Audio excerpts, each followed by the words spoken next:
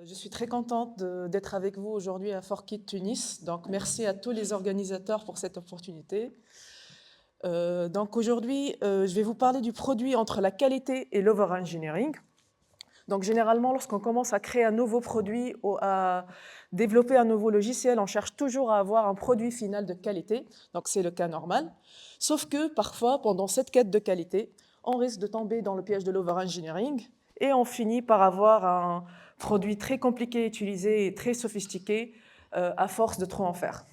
Donc aujourd'hui, je vais vous donner les différentes raisons de l'over-engineering et à la fin de cette présentation, je vais vous donner quelques tips pour éviter ce piège. Donc je commence à me présenter. Je m'appelle Jienne Mejri, je suis ingénieure en système embarqué diplômée de l'INSAT en 2013. Aujourd'hui, je suis Chapter Lead EUS chez Before Bank. Je suis aussi Google Women Takemaker et aussi je fais partie du groupe des organisateurs de GDG Paris. Donc on organise chaque année DevFest Paris et on organise aussi pas mal de meet-up tout au long de l'année, que ce soit en présentiel ou à distance. Donc si vous êtes intéressé, vous pouvez nous rejoindre en scannant le QR code sur Meetup.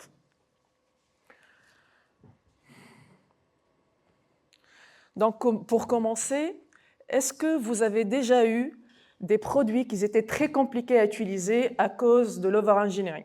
J'explique, un produit, ça peut être un logiciel, une application, ça peut être un clavier, une souris, ça peut être tout et n'importe quoi. Est-ce que vous avez des exemples en tête? Alors, je me rapproche un petit peu. S'il vous plaît, me l'exemple de système taille. Ça, ce n'est pas du tout de l'over-engineering. Oui?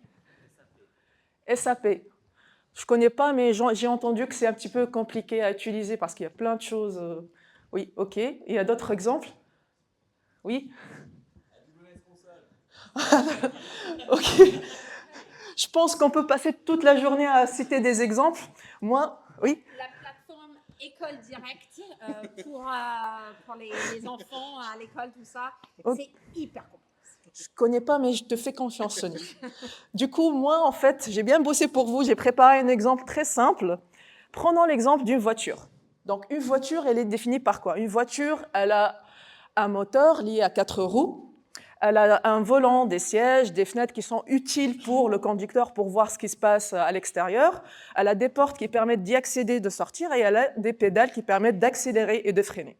Donc, peu importe le modèle, l'année de fabrication, le constructeur, ces fonctionnalités de base sont toujours là dans une voiture parce que le rôle principal d'une voiture, c'est de ramener un passager d'un point A à une destination B de la manière la plus sécurisée et la plus sûre possible. Donc maintenant, c'est vrai qu'aujourd'hui, on a des voitures hybrides, des voitures électriques équipées par des ordinateurs de bord qui nous permettent de rester en contact via GPS, satellite, etc. Sauf que les fonctionnalités de base d'une voiture, elles étaient déjà là depuis les toutes premières générations, voire depuis l'invention de la voiture. Et maintenant, si on avait une voiture avec des ailes, exactement comme un avion, comme ça, cela pourrait nous éviter de percuter d'autres voitures ou de finir dans une falaise, et surtout, cela nous permettrait en fait de rester en sécurité tout au long du trajet. Donc cette idée, elle était tellement attractive que le modèle Convair Car a vu le jour en 1947 en Californie. Pareil, pourquoi aujourd'hui on a 4 roues par voiture? Pourquoi ne pas avoir plus de roues? Comme ça, si le premier pneu éclaterait, en fait, on aura d'autres pneus en fait, qui vont nous permettre d'avancer jusqu'à la prochaine station de service. Pareil pour les moteurs. Aujourd'hui, on a un seul moteur par voiture. Pourquoi pas avoir 2 ou 3? Comme ça, si le premier moteur tombe en panne, on aura d'autres moteurs qui vont nous permettre en fait, d'arriver à notre destination sans aucun problème. Donc, ces deux modèles que vous voyez aujourd'hui sur l'écran, ils sont plus commercialisés sur le marché. Pourquoi? Parce qu'on s'est rendu compte qu'ils ne valent ni le coût ni l'effort supplémentaire à les mettre en place dans une voiture. Reprenons l'exemple des roues, par exemple. Aujourd'hui, on a exactement 4 roues par voiture, parce que 4, c'est le nombre optimal qui va nous permettre de faire avancer la voiture d'un point A à un point B, en fait, sans aucun problème. En ayant moins, on risque de perdre de la stabilité de la voiture en termes de maniabilité. En ayant plus, on risque de faire augmenter les frais de fabrication de la voiture avec les frais supplémentaires des roues supplémentaires et des composants mécaniques qui vont permettre de mettre en place ces roues supplémentaires dans la voiture. Pareil pour les moteurs. Aujourd'hui, on a un seul moteur par voiture, parce que si on avait plus, on risque déjà, d'une part, d'augmenter les frais de consommation de carburant, et d'autre part, on risque aussi de faire augmenter les frais de fabrication de la voiture à cause des frais supplémentaires, des moteurs supplémentaires, et les frais supplémentaires de l'ingénierie nécessaire pour mettre en place ces moteurs supplémentaires dans la composition mécanique de la voiture. Donc, tous ces exemples que j'ai donnés, en fait, représentent une sorte d'over-engineering, parce qu'elles ne permettent pas d'améliorer la qualité d'une voiture ou de répondre à une question, ou répondre, à un besoin de client, mais elles risquent tout simplement de faire augmenter le prix final d'une voiture à un point qui sera hors portée de la plupart des consommateurs dans le marché. Maintenant, il est simple d'identifier l'over-engineering dans le cas d'une voiture. Par contre, parce que les causes et les effets sont facilement mesurables, on sait à l'avance combien coûte chaque composant en termes de main-d'œuvre ou de pièces. Par contre, il est très compliqué d'identifier l'over-engineering dans le cas du développement logiciel. Prenons un exemple très simple. Donc, ici, ce code, en fait, il permet tout simplement d'afficher un message Hello World sur l'écran. Et je pense que les développeurs ici, vous savez très bien que pour afficher un message Hello World, il suffit d'écrire une seule ligne de code, peu importe le langage de programmation. Donc, il suffit, par exemple, sur Swift, il suffit d'écrire print le message. Ici, le développeur, il a écrit 40 lignes de code presque. Pourquoi? Parce qu'il a créé une classe réutilisable appelée message printer, et dans cette classe-là, il a en fait implémenté une première méthode qui permet d'afficher un message au début et un message à la fin un emoji au début et un emoji à la fin de la phrase, et une deuxième méthode qui permet d'afficher le message dans un thread séparé avec un décalage d'1 seconde.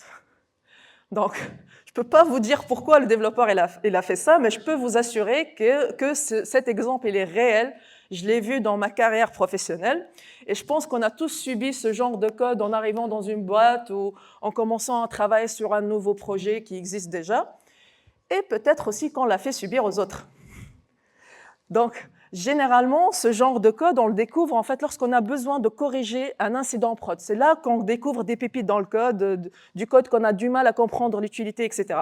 Donc, dans ce cas, le développeur, première étape à faire, c'est qu'il doit chercher le document de l'expression de besoin. Qu'est-ce que le PO a demandé du développeur? Et ça, c'est déjà compliqué parce que ça dépend des boîtes. Il y en a des boîtes qui mettent l'expression de besoin sur des tickets Jira, il y en a d'autres qui utilisent Confluence, il y en a d'autres qui utilisent les deux.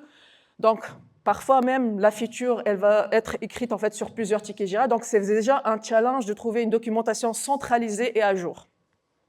Supposons qu'on a trouvé la documentation. Maintenant, le développeur il doit comparer son code avec l'expression de besoin du PO. Si ça correspond, il n'y a pas de souci pour corriger en fait son code. Par contre, si on trouve une différence, là, pour moi, je suis développeuse iOS. Dans mon cas, en fait, je dois aller voir nos amis, l'équipe Android. Donc, si l'implémentation côté Android correspond à l'implémentation côté iOS, donc on peut déduire que la documentation n'est pas à jour et on corrige le bug, il n'y a pas de souci. Par contre, si on trouve une troisième implémentation côté Android, et je vous assure que ça arrive très souvent, là, il y a un problème. Donc, le développeur il doit faire un point avec l'équipe Android et l'équipe et le PO pour en fait décider comment on va résoudre ce problème. Donc, tout ça pour vous dire que découvrir de l'over-engineering dans le code, c'est très compliqué. Parce qu'ici, on ne manipule pas des pièces mécaniques et des schémas, on manipule des lignes de code, des mots-clés et du texte au final. Donc, c'est plus compliqué. Donc, maintenant, la question qui se pose, comment et à quel moment on peut dire que le développeur il a bien fait son boulot, en fait, il a fourni un code de qualité, et à quel moment on peut dire que le développeur il a franchi la limite de l'over-engineering. Donc, pour répondre à cette question, il faut tout d'abord comprendre la notion de qualité logicielle, qui n'est pas un sujet de consensus. Parce que si je pose la question à deux profils différents, par exemple, si je pose la question à un product manager et un développeur, je ne vais pas avoir la même réponse. Et parfois, même lorsque je pose la question à deux développeurs, je peux ne pas avoir la même réponse. Il y en a des développeurs qui vont dire un logiciel de qualité, c'est un logiciel en fait, qui a peu d'incidents prod. Il y en a d'autres qui vont dire non, un logiciel de qualité, c'est un logiciel qui a des indicateurs verts sur le Quality Gate sur Sonar. Et on a un troisième type de développeurs qui vont dire bah, c'est pas vrai. Le fait que le logiciel a peu d'incidents en prod, ça ne veut pas dire que le logiciel est de bonne qualité en fait. Et le jour qu'on va commencer à modifier le code et le faire évoluer, là on va découvrir que le code n'a pas été conçu pour qu'il soit évolutif dans le temps. Donc là on va avoir des bugs, des crashs, etc., des problèmes. Pareil pour les quality gates, les indicateurs verts. On a des indicateurs qu'on appelle des indicateurs pastèques, qui sont verts de l'extérieur et rouges de l'intérieur. Donc ça ne veut pas dire forcément que le logiciel est de bonne qualité. Donc moi, j'ai essayé de trouver une définition académique. Donc j'ai cherché, j'ai trouvé une solution intéressante qui dit que la qualité de logiciel, c'est la capacité du logiciel à correspondre à ses exigences fonctionnelles et à ses exigences non fonctionnelles. Donc pour les exigences fonctionnelles, c'est simple, il s'agit des caractéristiques fonctionnelles du logiciel. Qu'est-ce que le logiciel sait faire, sa raison d'être d'un point de vue fonctionnel. Par contre, les exigences non fonctionnelles, ce sont plutôt en fait les caractéristiques générales qui décrivent un système. On peut les appeler aussi des attributs de qualité. Donc, on a la maintenabilité, la disponibilité, la sécurité, la scalabilité, les performances, etc. Alors, moi, je ne suis pas très d'accord. En fait, j'aime pas trop cette définition. Pourquoi? Parce qu'elle représente la qualité logicielle comme une sorte de rétroviseur. Or, dans la vraie vie, on ne peut jamais définir les exigences fonctionnelles et non fonctionnelles en fait, au départ du projet. Et même si on arrive à les deviner, les facteurs externes changent tout le temps. En fait, prenons un exemple concret. Imaginons qu'aujourd'hui, on va développer un logiciel qui va être utilisé par des millions d'utilisateurs. Donc, on va prendre cette contrainte, le fait que le logiciel va être utilisé par des millions d'utilisateurs, et on va les appliquer dès le départ sur les exigences non fonctionnelles. Donc, on va l'appliquer sur la scalabilité, pour les performances, la sécurité, etc. Le jour où on n'aura pas ces millions d'utilisateurs, on va avoir un logiciel robuste, certainement, sauf qui nous a coûté très cher et nous a pris beaucoup de temps pour qu'il soit développé. Et ça risque d'être en fait l'une des raisons de l'impopularité du logiciel, parce que peut-être entre-temps, nous on était très occupés à créer un logiciel robuste, mais entre-temps, il y a des concurrents qui ont développé un logiciel moins robuste peut-être, mais qui répond mieux aux exigences des clients. Maintenant, de l'autre côté, si on crée un logiciel non robuste, on risque d'avoir plein d'incidents en prod, on risque aussi du coup d'avoir des clients mécontents et du coup, on risque de perdre de l'argent. Donc, comme vous l'avez remarqué, la qualité logicielle, c'est un sujet très important, sauf qu'elle n'a pas un coût négligeable. Donc, il faut toujours savoir faire l'équilibre entre les deux. Et c'est pour cette raison qu'on a des méthodologies agiles qui permettent de faire cet équilibre, telles que la méthodologie de triangle QCD. Donc, le triangle QCD, c'est une méthodologie agile qui permet de planifier et de gérer un projet logiciel de la manière la plus efficace possible en gardant en équilibre 3 facteurs cette fois, en fait, la qualité, le coût et la rapidité de livraison. Donc, ces 3 contraintes, ils sont interconnectés en fait. Donc, lorsqu'on affecte un des contraintes, on risque d'affecter un ou plusieurs, ou un ou deux, les deux en fait contraintes. Donc, avec le triangle QCD, il faut garder les 3 en équilibre, parce que si on ne garde que 2 facteurs en équilibre, par exemple le coût et la qualité, on va finir par avoir une livraison très lente.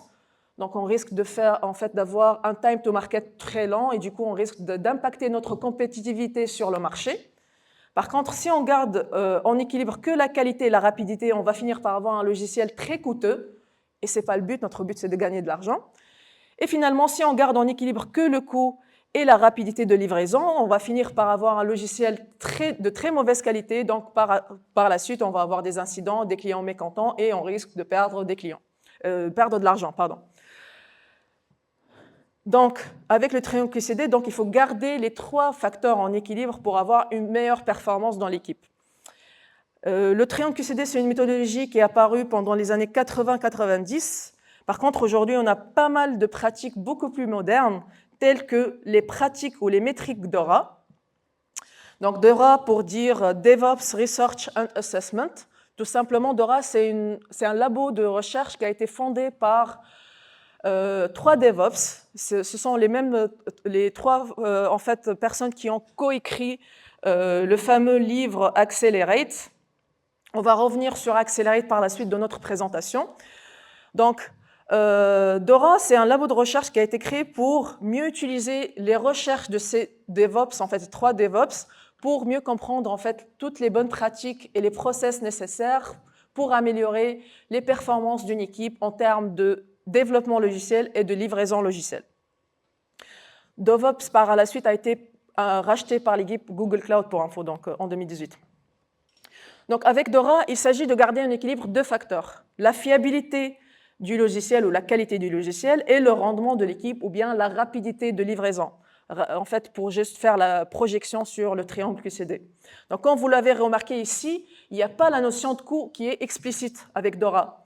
Parce que, en fait, il considère que le coût il est déjà intégré dans cette balance entre la qualité et la rapidité de livraison. Parce que si on crée un logiciel de qualité, ben, on va avoir moins d'incidents, on va avoir plus de temps pour créer de la valeur et de développer des features, et du coup, on va avoir des clients contents et on va gagner de l'argent, et vice-versa. Donc, la notion de coût, elle est déjà intégrée dans cet équilibre. Maintenant, ce qui est important avec Dora, c'est que par rapport au triangle QCD, c'est qu'avec Dora, on a un framework de mesure qui va nous permettre de mesurer réellement et concrètement cet équilibre. Parce que si on ne sait pas mesurer quelque chose, on ne sait ni l'améliorer, ni la contrôler. Donc, avec Dora, on a 4 métriques. 2 métriques de qualité et 2 métriques de rapidité. Donc, première métrique de rapidité, c'est la fréquence de déploiement. Il s'agit de nombre de déploiements réalisés par une équipe dans une période T. Deuxième métrique de rapidité aussi, c'est le délai d'exécution des changements. C'est aussi connu sous le nom de lead time. Donc ça, c'est le temps pris par une équipe pour mettre en prod une idée ou un changement sur le produit. Troisième métrique, cette fois, c'est une métrique de qualité, c'est le délai moyen de rétablissement. Le mean time to recovery, c'est le temps moyen pris par une équipe pour résoudre un incident en prod. Et la dernière métrique, c'est le taux d'échec des changements. C'est tout simplement le nombre de déploiements qui a causé en fait, un incident en prod. On peut le calculer tout simplement en divisant le nombre d'incidents sur le nombre de déploiements réalisés par une équipe dans une période T. Et qui est une métrique très importante d'ailleurs pour montrer que lorsqu'on met de la pression dans une équipe pour livrer très rapidement, on va tomber inévitablement dans des bugs, des problèmes, etc.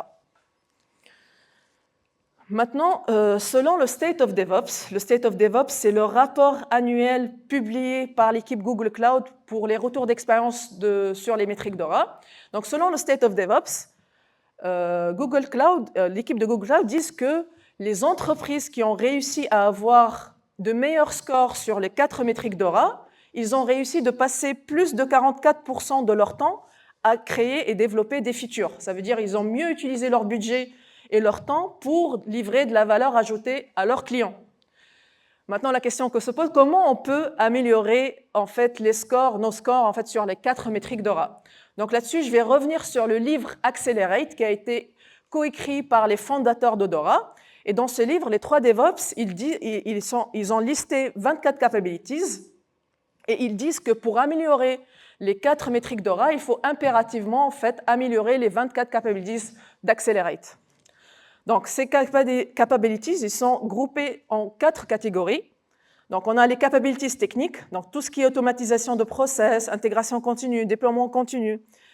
Les capabilities de monitoring, donc il s'agit ici des tableaux, la création de tableaux de bord de suivi en temps réel, la création de métriques de performance. Troisième catégorie, c'est les capabilities de process. Il s'agit de la gestion agile du temps de travail, le management visuel, la limitation de temps de travail en cours, etc. Et finalement, dernière catégorie, c'est la catégorie des capabilities culturelles. Donc ici, il s'agit de la promotion de communication, de la culture de communication et l'apprentissage en continu et de partage entre les différentes équipes de l'organisation. Donc ça a changé entre-temps, il y avait une deuxième édition du livre Accelerate, donc qui liste 29 capabilities au lieu de 24, et même les catégories, ils ont un petit peu changé la dernière année, mais j'ai voulu en fait vous montrer les capabilities et les catégories de base de Accelerate. Et aujourd'hui, malheureusement, on ne va pas détailler toutes les capabilities parce qu'on n'a pas le temps, et le sujet Accelerate, c'est vraiment un sujet à part entière, mais je vous recommande de lire le livre Accelerate, et de voir aussi la conférence de Geoffrey Graveau, en fait, pendant les DevOps 2023, qui explique très bien la corrélation entre les différentes catégories. Donc, si vous êtes intéressé, j'ai mis le QR code sur YouTube de la conférence. Maintenant, pour conclure cette partie de qualité logicielle, on peut dire que la qualité logicielle n'est pas un simple indicateur qu'on peut calculer d'une manière isolée. La qualité logicielle, c'est un sujet à la fois lié à des sujets techniques et des aspects techniques et des aspects non techniques. Et c'est pour cette raison que moi j'ai créé cette présentation, c'était dans le but de dire que la qualité logicielle n'est pas simplement à la responsabilité des développeurs ou à l'équipe de QA, mais elle est à la responsabilité de toute l'organisation. Maintenant, je passe à la deuxième partie. Dans cette partie, je vais vous présenter des exemples concrets de l'overengineering dans le code. Donc, je reprends le petit code de tout à l'heure qui permet tout simplement d'afficher un message Hello World. Donc, cette classe, elle permet de prendre en entrée un message de type chaîne de caractères et l'afficher sur l'écran. Donc, ici, le développeur, il va se dire, cette classe, elle est censée être réutilisable, donc elle doit aussi être capable d'afficher n'importe quel type de message. Donc, il va remplacer le message de type chaîne de caractères et il va le remplacer par un message de type générique T. Comme ça, en fait, cette classe, elle sera capable d'afficher un message de type date, entier, double, etc.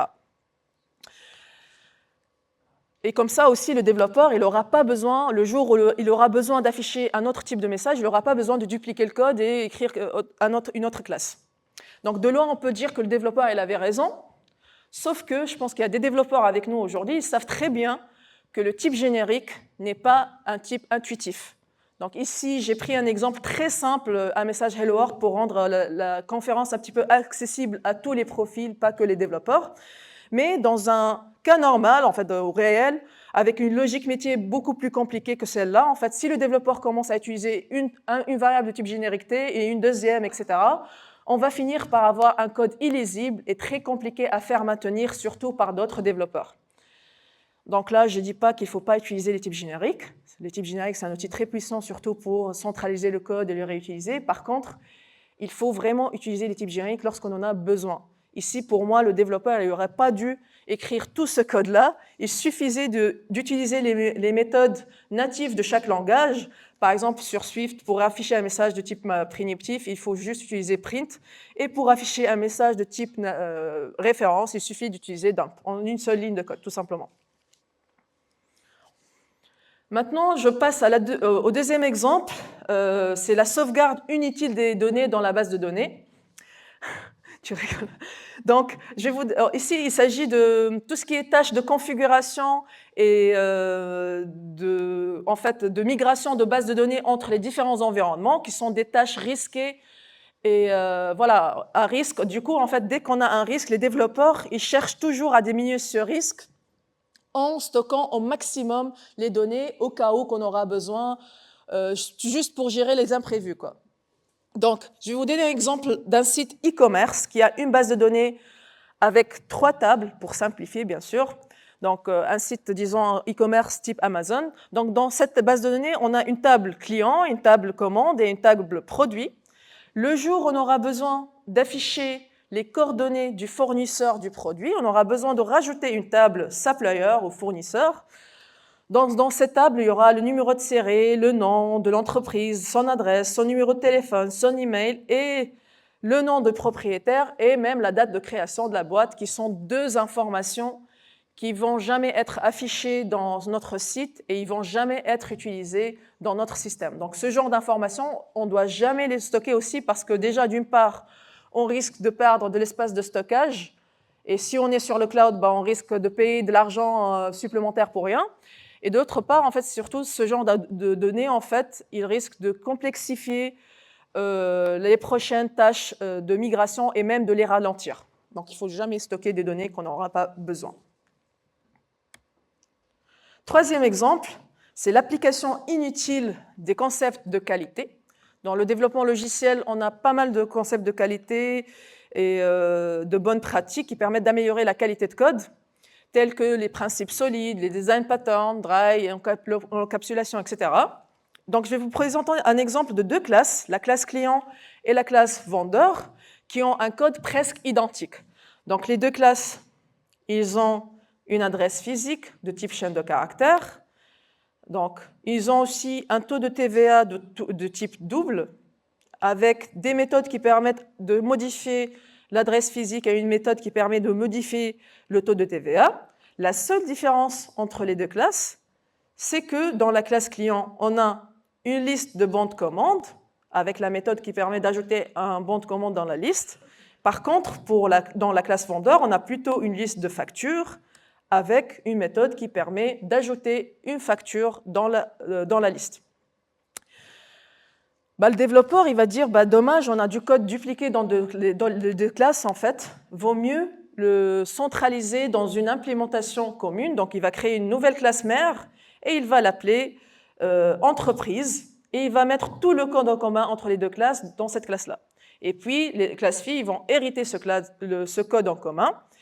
Et on va aussi garder le code spécifique dans chaque classe. Donc, la classe client, elle va garder la liste des bons de commande avec la méthode qui permet d'ajouter un bon de commande dans la liste. Et pour la classe vendeur, elle va garder en fait la liste des factures.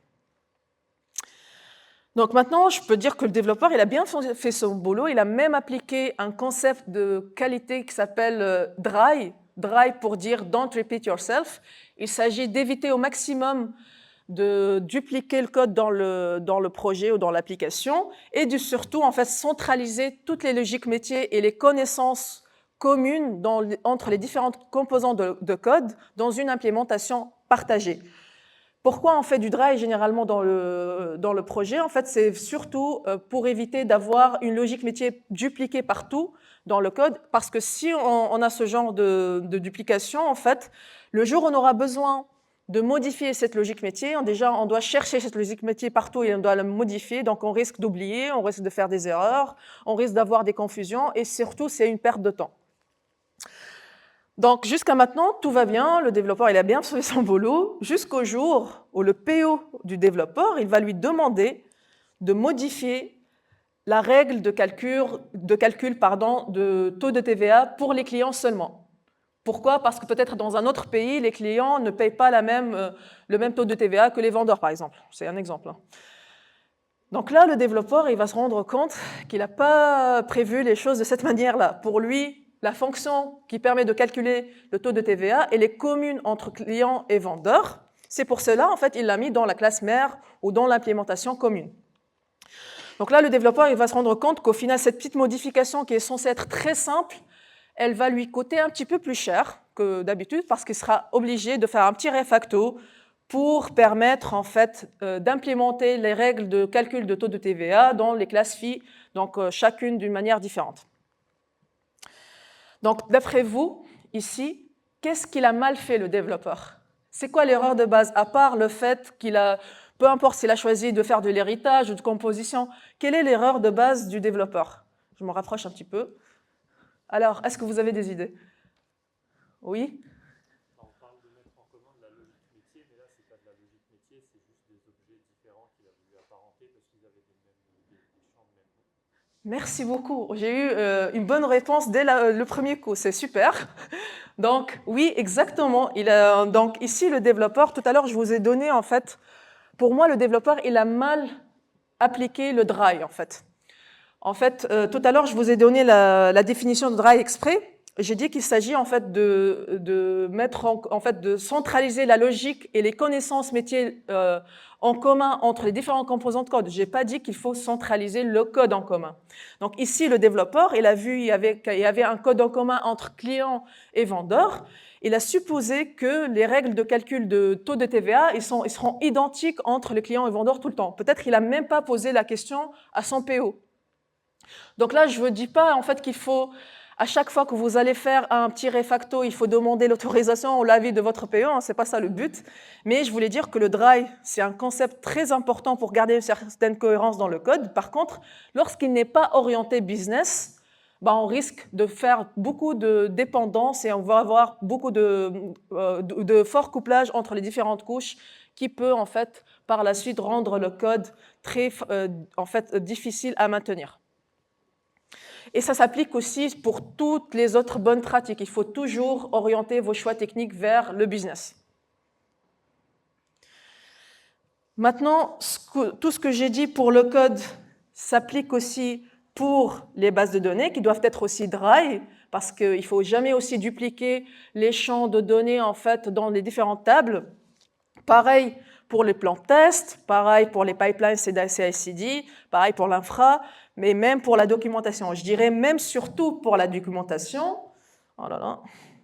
Parce que si on n'a pas une documentation dry, on risque de créer plein de confusion pour les développeurs et surtout, par la suite, on risque d'avoir de mauvaises implémentations. Maintenant, quelles sont les vraies raisons de l'overengineering? Les raisons non techniques de l'overengineering, à part que le fait, nous, les développeurs, on adore mettre en place les grands concepts de qualité, la nouvelle librairie qui vient de sortir, à part tout cela, quelles sont les raisons profondes de l'overengineering? Donc, tout d'abord, c'est le manque d'objectifs clairs. Parce que c'est le rôle du PM, du Product Manager, de définir des objectifs clairs, parce que si les développeurs ne savent pas où va le produit, ils ne seront pas capables de trouver le moyen pour y arriver. Comme on a vu tout à l'heure dans l'exemple de la base de données, les développeurs, ils ont stocké plus d'informations et ils ont dit au cas où on aura besoin. Ce n'était pas clair pour eux en fait. Deuxième raison, c'est la mauvaise priorisation du backlog. Pareil, si le PM ne sait pas quelles sont les features qui peuvent répondre le mieux aux besoins de ses clients, les développeurs ne seront pas capables non plus d'identifier les tâches qui méritent plus d'attention. Troisièmement, c'est la mauvaise communication ou le manque de communication, parce qu'il ne suffit pas de définir des objectifs, des priorités claires, il faut aussi les bien communiquer à toute l'équipe. Moi, j'ai eu des PO et des PM qui, même pendant leur réunion de présentation de roadmap, ils n'invitent même pas les développeurs. Ils se disent, on laisse les développeurs tranquilles, ils ont du travail. Mais non, il faut toujours communiquer à tout le monde, tous les objectifs et la priorité, et surtout pour les développeurs et les QA. Pareil, parce qu'il ne faut pas non plus en fait, laisser votre équipe, laisser plus de temps à votre équipe pour développer les features, parce que si vous voulez plus de temps, les développeurs ils vont trouver du temps pour faire de l'overengineering. Et par exemple, il y a des entreprises, lorsqu'il n'y a pas beaucoup de choses à développer, en fait, ils peuvent laisser l'opportunité à leurs développeurs de faire des améliorations dans le code pendant tout le sprint. On appelle ça les sprints de cooldown. Et même pendant ces sprints-là, il faut en fait s'assurer que les développeurs ils ont des objectifs techniques clairs. Ils ont fait des réunions pour identifier leurs choix d'une manière scientifique en se basant sur des études, sur des POC, etc. Il ne faut jamais laisser les développeurs chacun dans son coin faire les refactos, même pendant les sprints de cooldown. Et finalement, les délais irréalistes, parce que pareil, si on met des délais très serrés dans une équipe pour faire des changements, les développeurs ils vont toujours trouver des hacks qui vont nous causer par la suite des problèmes.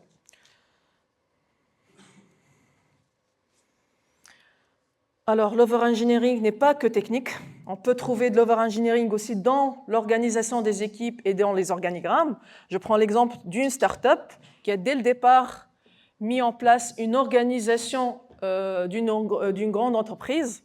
Donc, ils ont mis en place une organisation complexe avec plusieurs niveaux hiérarchiques. Ce genre d'organisation, en fait, elle peut étoffer facilement l'agilité et l'innovation. Parce qu'imaginons ici un individu qui a une bonne idée, qui veut le mettre en place sur son produit, dans son équipe, il doit valider avec X, il doit remonter à Y, il doit demander l'avis de Z, bref. Donc, les procédures elles sont très compliquées dans ce genre d'organisation. Au lieu de tout simplement mettre en place une organisation plate, avec moins de niveaux hiérarchiques, qui va encourager l'application de l'agilité et de l'innovation, et surtout mettre en place la culture de responsabilité et d'appropriation. On peut aussi trouver de l'overengineering dans les process. Je prends le même exemple de start-up qui adopte dès le départ des méthodologies très lourdes, telles que Scrum et Kanban, qui sont deux méthodologies excessives pour des équipes de petite taille, au lieu de simplement mettre en place des méthodologies simples telles que Lean et Kanban qui permettent de pivoter au cas de besoin selon le contexte de l'équipe.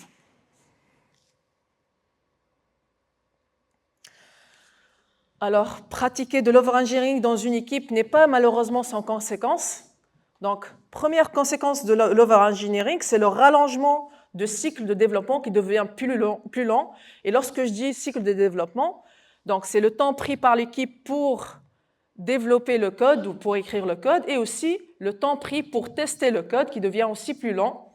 Et du coup, ça va impacter directement notre time to market, donc ça va impacter notre compétitivité sur le marché. Et vu qu'on a des cycles de développement plus lents, donc sûrement le coût de développement aussi va devenir plus cher, pareil pour le coût de test et même de l'infra devient plus cher et de plus important. Et comme on a vu tout à l'heure, l'over-engineering n'améliore pas la qualité de code, c'est l'inverse, on risque d'avoir un code de très mauvaise qualité et qui est très compliqué à faire maintenir et faire évoluer. Et finalement, la conséquence la plus grave de la pratique d'over-engineering dans une équipe, c'est lorsque l'équipe n'arrive plus à satisfaire ses clients, parce qu'on est toujours en retard par rapport à nos concurrents, on essaie toujours de se rattraper, donc ça devient très compliqué de satisfaire les clients. Maintenant, pour conclure, j'aimerais bien faire la conclusion ensemble, si vous êtes d'accord. Donc, j'aimerais bien lister en fait les tips, qu'est-ce qu'il faut faire, qu'est-ce qu'il ne faut pas faire en fait, pour éviter l'over-engineering. Donc, d'après ce qu'on a appris ensemble, la première chose à faire pour éviter l'over-engineering, c'est quoi? Définir des objectifs clairs. Merci. Première chose, c'est définir des objectifs clairs et des priorités de backlog clairs et de les communiquer à toute l'équipe. Deuxièmement, c'est quoi? Donc, mettre en place une organisation simple et efficace, et surtout des process aussi simples et efficaces. Troisièmement, il faut avoir des délais réalistes, donc pas de vagues échéances et pas de vagues échéances et pas de délais serrés. Et quatrièmement, il faut mesurer la performance de l'équipe. En fait, on a cité tout à l'heure Dora, mais il y en a d'autres frameworks qui sont plus avancés que Dora. Par exemple, Space, c'est un framework utilisé par l'équipe Google Cloud. Donc, c'est un framework très important. Et pour les développeurs, et ça s'applique aussi pour les autres profils, hein, donc il faut arrêter d'être dogmatique. Lorsqu'on fait un choix technique, il faut toujours avoir du recul, essayer d'avoir l'avis des autres développeurs, se baser sur des études, lister les avantages et les inconvénients de toutes les solutions. Deuxièmement, c'est le YAGNI, le You Ain't Gonna Need It. C'est tout simplement un concept de l'extreme programming. Il permet en fait de pousser les développeurs à se focaliser sur ce qui est demandé maintenant, en fait, sur le besoin immédiat, au lieu de développer des choses qui vont juste pour résoudre des problèmes dans le futur qui peuvent ne pas arriver au final. Et finalement, c'est un concept qui a été cité par Olivier Sony, en fait, c'est le KISS, Keep it simple and stupid. Il faut toujours choisir la solution la plus simple. Et comme disait Einstein, en fait, il faut du génie pour rendre les choses plus simples et pas l'inverse. Donc, voilà, moi j'ai terminé. Je vous donne comme référence, je vous recommande vraiment de lire le livre Accelerate. Et pour les développeurs qui veulent avoir plus d'exemples dans le code, en fait, je vous recommande vraiment de lire le livre The Pragmatic Programmer. Il donne vraiment des exemples concrets pour comment et à quel moment on doit utiliser des bonnes pratiques et à quel moment on ne doit pas les utiliser. Et voilà, donc moi j'ai terminé. Je ne sais pas si on a encore du temps pour prendre des questions. Je pense que oui. Donc, on peut prendre une question. Ouais. Il ne faut pas être timide. Hein. C'est bon, c'était clair? Vas-y. Tu dis qu'il ne faut pas justement anticiper ce qui n'arrivera jamais. Mm-hmm. Et je suis d'accord. Mais du coup, quand des fois tu n'anticipes pas non plus assez et que tu prends le mur juste après, par exemple, je prends l'exemple d'architecture de base de données où il ne faut pas mettre des champs qui ne servent à rien, mais si tu ne le prévois pas et que tu passes 6 mois et qu'en fait tu sais que l'étape d'après risque quand même d'arriver, mais tu dois réarchitecturer tout. Finalement, est-ce que c'est une bonne ou mauvaise idée? C'est quoi voilà, c'est toujours le trou. C'est le dilemme, ouais. En fait, c'est ce que j'ai dit dans la présentation, tout est une question d'équilibre. Il ne faut pas être dans l'extrême, parce que nous, les développeurs, on pense trop techniquement. Je l'avoue, moi aussi, je le faisais. Donc, en fait, tu as raison, en fait, il faut en fait aussi prévoir en fait des choses dans l'architecture pour faciliter, mais il ne faut pas aller dans les détails, dans le business lui-même. Il ne faut pas essayer de prévenir ou d'anticiper des choses dans le business. Donc voilà, c'est un équilibre, je suis d'accord, mais il y a toujours en fait des choix à faire et il faut au maximum avoir des choses clean en fait, et par la suite, dès qu'on a besoin, si le code est clean, franchement, même lorsqu'on a besoin de le faire évoluer, ça va être pas très compliqué de le faire. Oui.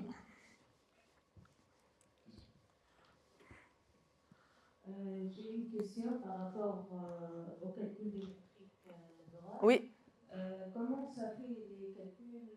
Est-ce que tu as appliqué par script pour les délais de fréquence de déploiement, délai d'exécution, du changement? Comment ça se fait? Alors, c'est une très bonne question en fait. Alors, ça dépend la taille de l'équipe, ça dépend de l'organisation.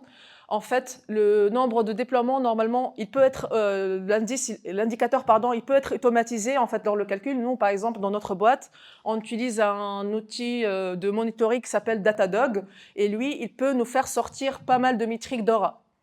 Mais on a des petites boîtes, je ne sais pas, mais c'est le release manager, celui qui est responsable sur les releases, il peut aussi faire sortir ce genre d'indicateurs. Il y a une autre organisation, c'est le Scrum Master qui le fait.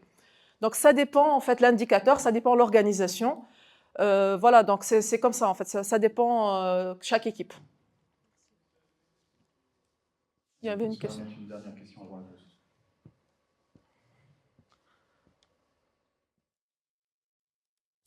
Question? Merci beaucoup, Julien. Je t'en prie.